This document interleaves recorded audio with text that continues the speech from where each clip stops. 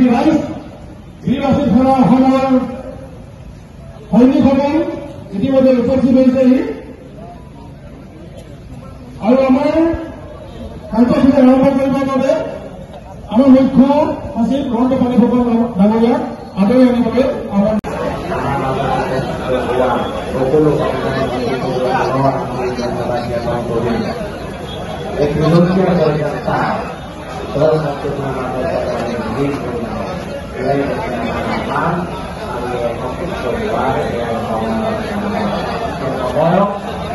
সহায় সহযোগিতা কৰিব আৰু ইয়াত উপস্থিত থকা সংবাদ মাধ্যমকো আমি বিশেষভাৱে ধন্যবাদ জ্ঞাপন কৰিছোঁ।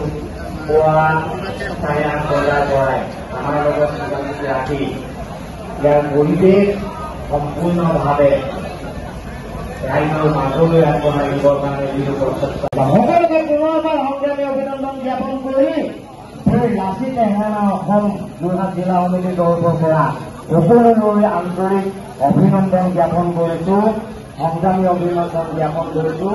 সকলোৰে আজিৰ অনুষ্ঠানটোত সাফল্যমণ্ডিত হ'বৰ বাবে সহায় সহযোগিতা কামনা কৰিছোঁ।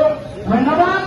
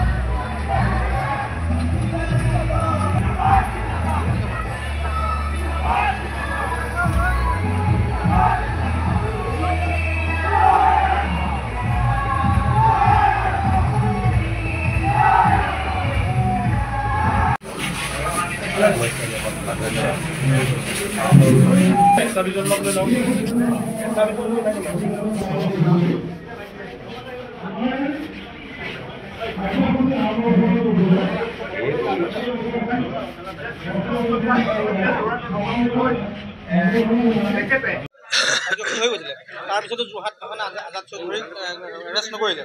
আজি কেনেধৰণৰ কাৰ্যসূচী হ'ব? আমাৰ দাবীটো এৰেষ্ট কৰিবলৈ কৈছোঁ। এতিয়া আমাৰ চেণ্ট্ৰেলৰ সভাপতি শ্ৰদ্ধাৰ হেমন্ত বৰা ডাঙৰীয়া আহিছে, মুখ্য সচিব ৰন্তু ফুকন পানী ফুকন ডাঙৰীয়া, মুখ্য সাংগঠনিক সচিব হৰকুমাৰ গগৈ ডাঙৰীয়া। এতিয়া আমি এখন আলোচনাত মিলিত হ'ম আৰু আলোচনাত মিলিত হৈ কি হ'ব আজি যোৰহাটত আজাদ চৌধুৰীৰ বিৰুদ্ধে কেনেধৰণৰ ব্যৱস্থা হ'ব বা আমি আমাৰ প্ৰতিবাদৰ স্তৰ কিমানলৈকে নিম তাৰ বিষয়ে আলোচনা হ'ব। এই আলোচনাৰ পিছতে আমি এটা অফিচিয়েল মন্তব্য জাৰি কৰিম। এইটো ৰন্তু পানী ফুকনে কৰিম।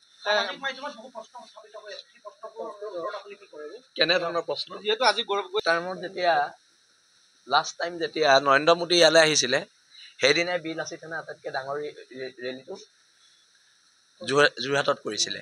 তেতিয়া কি আমাক গৌৰৱ গগৈয়ে কৰাইছিলে ৰেলীটো? আৰু আজি আমাৰ যিটো ৰেলী আছে এটা জাতীয় জীৱনৰ সমস্যাৰ ওপৰত ৰেলী।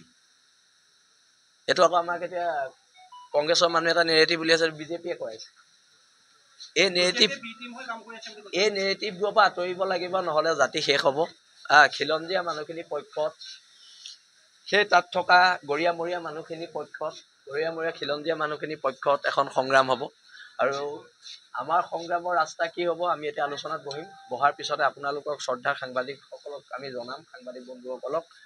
আৰু তেনেহ'লে আমি এই আলোচনাখন কৰি লওঁ, কৰি আপোনালোকৰ লগত পুনৰ আমাৰ কথা পতা হ'ব।